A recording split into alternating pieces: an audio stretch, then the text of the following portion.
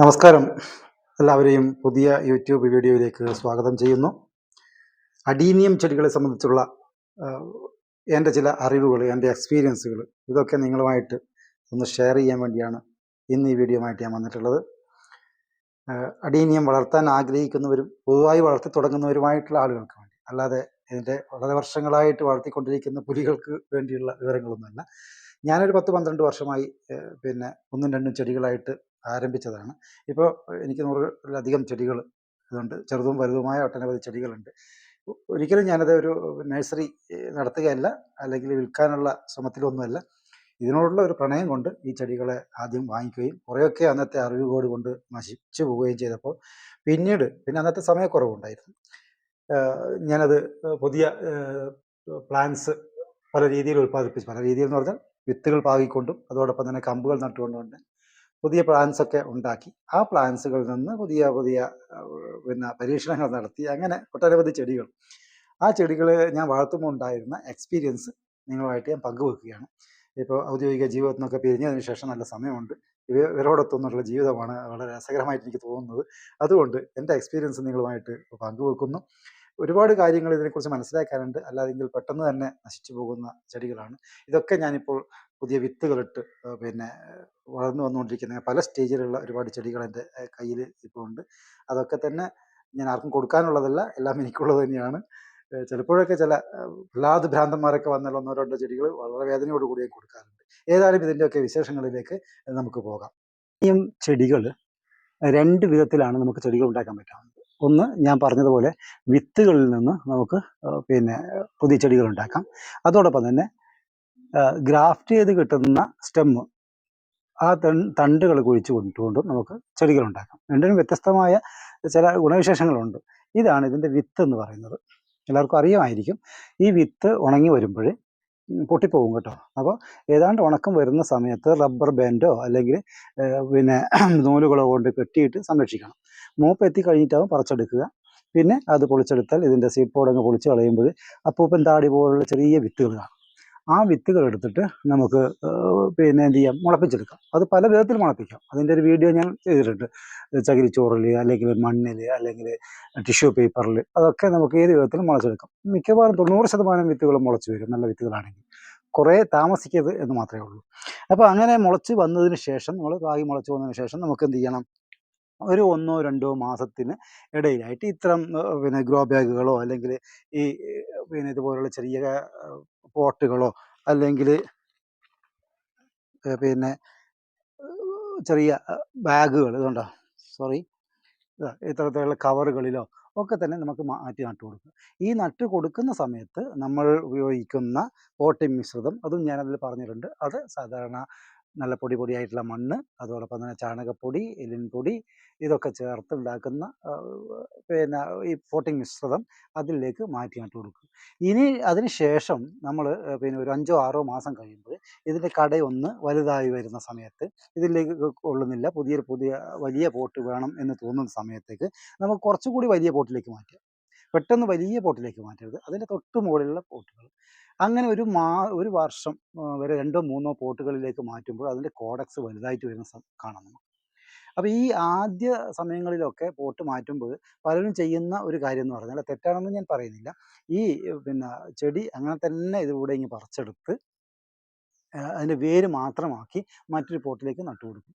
ചെടി പിടിക്കുകയൊക്കെ ചെയ്യും, കുഴപ്പമില്ല. പക്ഷേ എന്ത് ചെയ്യുകയെന്ന് പറഞ്ഞാൽ, അതിൻ്റെ കുറച്ച് നാളത്തേക്കുള്ള 2-3 മാസത്തെ വളർച്ച അവിടെ അവസാനിക്കും. പുതിയ വേരുകളൊക്കെ വന്ന് വളമൊക്കെ വലിച്ചെടുത്ത് വീണ്ടും ചെടി വളരാൻ തുടങ്ങുകയുള്ളൂ. ഒരു ക്ഷീണം പിടിക്കുമല്ലോ. അപ്പോൾ ഈ ക്ഷീണം പിടിക്കാത്ത രീതിയിൽ തന്നെ നമുക്ക് ആദ്യകാലങ്ങളിൽ ഇത്തരം കവറുകളിലേക്ക് പോട്ട് ചെയ്യുകയാണെങ്കിൽ, ഈ കവറ് നമുക്ക് മെല്ലെ ഇതുപോലെ ഇങ്ങനെ ചെടിക്ക് ക്ഷീണം പറ്റാത്ത രീതിയിൽ ഇതുപോലെ ഇങ്ങനെ ഊരിയെടുത്തതിന് ശേഷം വേരുകളൊക്കെ ധാരാളം ഉണ്ട്, കണ്ടില്ലേ? ഇത് ചെയ്യാതെ നമുക്ക് ഇതുപോലുള്ള ഒരു കവറിലേക്ക് നല്ല താഴ്ത്തി വെച്ച് കൊടുത്ത് ആവശ്യമായ മണ്ണ് അല്ലെങ്കിൽ പോട്ടിംഗ് മിശ്രിതം ചേർത്ത് ഇതിനെ നമുക്ക് എന്ത് ചെയ്യാം, പോട്ട് ചെയ്യാം. പിന്നീട് നമുക്ക് വലിയ ചട്ടി ഒരു ആകൃതിയൊക്കെ വന്നതിന് ശേഷം വലിയ പോട്ടിലേക്ക് നടുമ്പോൾ മാത്രമേ നമുക്കതിനെ പൊളിച്ചെടുത്ത് അതിൻ്റെ പറ്റി വേരുകളൊക്കെ കളഞ്ഞ് ആവശ്യമില്ലാത്ത വേരുകളൊക്കെ മുറിച്ച് ആ മുറിച്ച ഭാഗത്തൊക്കെ സാഫൊക്കെ തേച്ച് നമുക്ക് എന്ത് ചെയ്യാം, വലിയ പോട്ടുകളിലേക്ക് മാറ്റി നടാം. അപ്പോൾ അതാണ് നമ്മൾ ആദ്യം ശ്രദ്ധിക്കേണ്ടത്. എല്ലാ റീപ്ലാന്റിനും മണ്ണ് പൂർണ്ണമായിട്ട് അതിൽ ഉള്ള പോട്ടിങ്സ് പൂർണ്ണമായിട്ടും മാറ്റേണ്ട ആവശ്യമില്ല. അങ്ങനെ ഉണ്ടാകുന്ന ചെടികൾ, ആ ചെടികൾക്കാണ് നമുക്ക് ഇതുപോലുള്ള നല്ല കടകളൊക്കെ ഉണ്ടാവുക. എന്ന് പറഞ്ഞാൽ കോഡക്സുകളൊക്കെ നല്ല ഉണ്ടാവുക. ഈ കോഡക്സുകളാണ് ഇതിൻ്റെ ഒരു ഭംഗി. കാണുന്നില്ലേ, ചില നല്ല ഭംഗിയുള്ള കോഡക്സുകളൊക്കെ ഞാൻ ഇപ്പോഴേ പൊക്കി വെച്ചതാണ്. ശരിക്കും നമുക്ക് കുറച്ചുകൂടെ വലുതായതിനു ശേഷം മാത്രമേ ഈ കോഡക്സുകളൊക്കെ പൊക്കി വെച്ചാൽ മതി. ഇതൊക്കെ ഒരു വെറൈറ്റി അല്ലേ, കാണാൻ നല്ല ഭംഗിയുണ്ടല്ലോ. അപ്പോൾ അതിൻ്റെ ഭംഗി ആസ്വദിക്കുന്നതിന് വേണ്ടി ഞാൻ കുറച്ച് ധൃതി കാണിച്ചെന്ന് മാത്രമേ ഉള്ളൂ. പിന്നെ അത് ഏതാണ്ട് നമുക്ക് പിന്നെ ഇതൊക്കെ അതുപോലെ അത് രണ്ടാമത്തെ സ്റ്റേജിലേക്ക് മാറ്റിയുള്ള ചെടികളാണ്.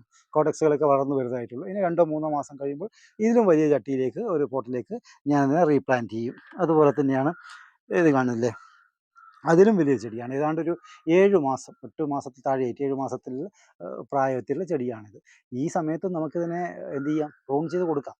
പ്രൂൺ ചെയ്യുന്നതിന് കുഴപ്പമൊന്നുമില്ല. പക്ഷെ ശ്രദ്ധിക്കേണ്ടതെന്ന് പറഞ്ഞാൽ ഇതിൻ്റെ കണ്ടോ, ഈ തണ്ട്, ഇതിൻ്റെ സ്റ്റെം എന്ന് പറയുന്നത് നല്ല പച്ച കളറായിരിക്കും. ഈ പച്ച കളറാകുമ്പോൾ ചെയ്യുന്നത് കുറച്ച് റിസ്ക്കാണ്. ചിലപ്പോഴൊക്കെ പെട്ടെന്ന് അതിന് ഫംഗൽ ബാധ ഉണ്ടാവാം, അല്ലെ എങ്ങനെയെങ്കിലും ചീഞ്ഞു പോകാനുള്ള ചാൻസ് ഉണ്ട്. പെട്ടെന്ന് അവിചാരിതമായി ഉണ്ടാകുന്ന മഴയിൽ വെള്ളം കൊള്ളുകയൊക്കെ ചെയ്യുകയാണെങ്കിൽ ചെയ്യാം, അങ്ങനെ സംഭവിക്കാൻ ചാൻസ് ഉണ്ട്. അപ്പോൾ നമ്മൾ ഇതിൻ്റെ മെച്ചൂർഡ് ആകുന്ന ചെടികൾക്ക് ഈ പച്ച കളർ മാറി, കാണുന്നുണ്ടാവുമെന്ന് ഞാൻ വിശ്വസിക്കുന്നു. ഈ ഈ കളറിൽ ഏതൊരു ഗ്രേ കളറിലേക്ക് സ്റ്റെമ്മ് മാറി വരുന്ന സമയത്ത് മാത്രം നമ്മൾ പ്രൂൺ ചെയ്ത് കൊടുക്കുക. അത് കഴിയുന്നതും ഒരു പ്രാവശ്യം പൂവിട്ടാൽ, ഏതാണ്ട് 1 വർഷം കൊണ്ട് എല്ലാ ചെടികളും പൂവിടും. ആ പൂവിട്ടതിന് ശേഷം നമ്മൾ അങ്ങനെ ചെയ്ത് കൊടുക്കാം. അല്ലാതെയും ഞാൻ ചെയ്ത് വെച്ചിട്ടുണ്ട് കേട്ടോ. പിന്നെ ഇതൊക്കെ അതുപോലെ പൂവിടുന്നതിന് മുമ്പേ തന്നെ ഞാൻ വേറൊരു ആവശ്യത്തിന് വേണ്ടി ഞാനിത് കട്ട് ചെയ്തതാണ്. 4 വലിയ നല്ല നല്ല ബ്രാഞ്ചസ് ഇതിന് വന്നിട്ടുണ്ട്. അപ്പോൾ ഈ 4 ബ്രാഞ്ചസും വലുതായി വരികയാണെങ്കിൽ വീണ്ടും അതിൽ നിന്ന് നമുക്ക് പ്രൂൺ ചെയ്ത് കൊടുക്കുമ്പോൾ വീണ്ടും അതിൽ നിന്ന് ബ്രാഞ്ചസ് വരും. അല്ലെങ്കിൽ ആ സ്ഥലത്ത് നമുക്ക്, ഇതൊരു നാടൻ ചെടിയാണ്, ഇവിടെ നമുക്ക് നല്ല പിന്നെ മൾട്ടി പെറ്റലായിട്ടുള്ള ചെടിയുടെ കമ്പുകൾ കൊണ്ട് അവിടെ പിന്നെ ഗ്രാഫ്റ്റ് ചെയ്ത് കൊടുക്കുകയാണെങ്കിൽ അങ്ങനെ ആവാം. അങ്ങനെ ഇങ്ങനെയൊക്കെ നമുക്ക് നല്ല ഭംഗിയുള്ള കോഡക്സുകളോട് കൂടിയ ചെടികൾ നമുക്ക് ഉണ്ടാക്കാം. പിന്നെ നമുക്ക് മറ്റൊരു വിധത്തിൽ ചെടി ഉണ്ടാക്കാൻ പറ്റാവുന്നത്, ഈ കമ്പുകൾ കോതുമ്പോൾ ഉണ്ടാകുന്ന, നമ്മൾ പ്രൂൺ ചെയ്യുമ്പോൾ ഉണ്ടാകുന്ന മൂപ്പത്തിയ കമ്പുകൾ നമ്മൾ വെറുതെ ഒരു ബാഗിലോ, ഗ്രോ ബാഗിലോ അല്ലെങ്കിൽ ഒരു പോട്ടിലോ ഡ്രൈ ആയിട്ടുള്ള മണ്ണ് മാത്രം എടുത്ത് അതിലേക്ക് ഒന്ന് കുത്തി കൊടുക്കുക. അങ്ങനെ കുത്തി കൊടുക്കുമ്പോൾ നമുക്ക് ഇങ്ങനെയുള്ള ചെടികൾ ഉണ്ടാവും. ആദ്യം അതിന് എന്ത് ചെയ്യണം, ആ ഇലകളൊക്കെ അങ്ങ് പോയതിന് ശേഷം പുതിയ തളിർപ്പുകൾ വരും. ഈ തളിർപ്പുകൾ വന്നതിന് ശേഷമാണ് അതിന് വേരുകൾ വരുള്ളൂ. അതുകൊണ്ട് ആദ്യം തന്നെ അത് പറിച്ച് നട്ടേക്കരുത്. 2-3 മാസം കഴിഞ്ഞ് വേരുണ്ടായെങ്കിൽ മാത്രമേ അതിൽ നിന്ന് മാറ്റി നടാൻ പാടുള്ളൂ. ഇപ്പം ഇങ്ങനെ ഉണ്ടാകുന്ന ചെടികളിൽ ഞാൻ കണ്ടു വന്നിട്ടുള്ള ഒരു ഗുണം എന്ന് പറയുന്നത് 2 ഉണ്ട്. പിന്നെ പെട്ടെന്ന് പൂക്കൾ ഉണ്ടാകുന്നുണ്ട്. പെട്ടെന്ന് പൂക്കൾ ഉണ്ടാകുന്നു, അതോടൊപ്പം തന്നെ വിത്തുകളും ഉണ്ടായിട്ട് കാണുന്നു. അത് നേരത്തെ മൂപ്പെത്തിയ ചെടി ആയതുകൊണ്ടാണ് അങ്ങനെ ഉണ്ടാകുന്നതെന്ന് എനിക്ക് തോന്നുന്നത്. കണ്ടോ, അങ്ങനെ ഉണ്ടായ ചെടിയാണ് ഇത്. 2ാമത്തെ പ്രാവശ്യം എനിക്ക് ഇതിൽ നിന്ന് പിന്നെ വിത്തുകൾ ഉണ്ടാകുന്നത്. ചെറിയ ചെടികളിലൊക്കെ വിത്തുകൾ ഉണ്ടാകും. പിന്നെ പിന്നൊരു പ്രത്യേകത ഞാൻ കാണിച്ചാൽ ഇത് അതുപോലെ സ്റ്റെം നട്ടുണ്ടാക്കിയൊരു ചെടിയാണ്. ഇതിന് കോഡക്സ് ഇല്ല. സ്റ്റെം നട്ടുണ്ടാക്കുന്ന ചെടിക്ക് കോഡക്സ് ഉണ്ടാവില്ല. ചില സന്ദർഭങ്ങളിലൊക്കെ ഉണ്ടായിട്ടുണ്ട്. എനിക്ക് അങ്ങനെ ചെടി ഉണ്ടായിട്ടുണ്ട് ഇവിടെ. നല്ല കോഡക്സ്, നല്ല ഷേപ്പൊന്നുമില്ല, നല്ല കോഡക്സ് ഉണ്ടായിട്ടുണ്ട്. അപ്പോൾ ഇതിൽ കോഡക്സ് ഇല്ലെങ്കിലും നിങ്ങൾ ശ്രദ്ധിക്കുന്നുണ്ടോ, നല്ല വേരുകളാണ്, ചുറ്റും വേരുകൾ ഇറങ്ങും. ഈ വേരുകളെ നമ്മൾ ഒരു പ്രത്യേക സമയത്ത് പറിച്ചെടുത്ത് അതിനെ കുറച്ചും കൂടി വിടർത്തി വെച്ച് അതിനെ ഒരു ഷേപ്പ് ആക്കി എടുക്കുകയാണെങ്കിൽ നല്ല വേരുകളുള്ള, കോഡക്സ് ഇല്ലെങ്കിൽ പോലും നല്ല വേരുകളുള്ള ചെടികളായിട്ട് നമുക്ക് മാറ്റിയെടുക്കാൻ സാധിക്കും നമുക്കത്.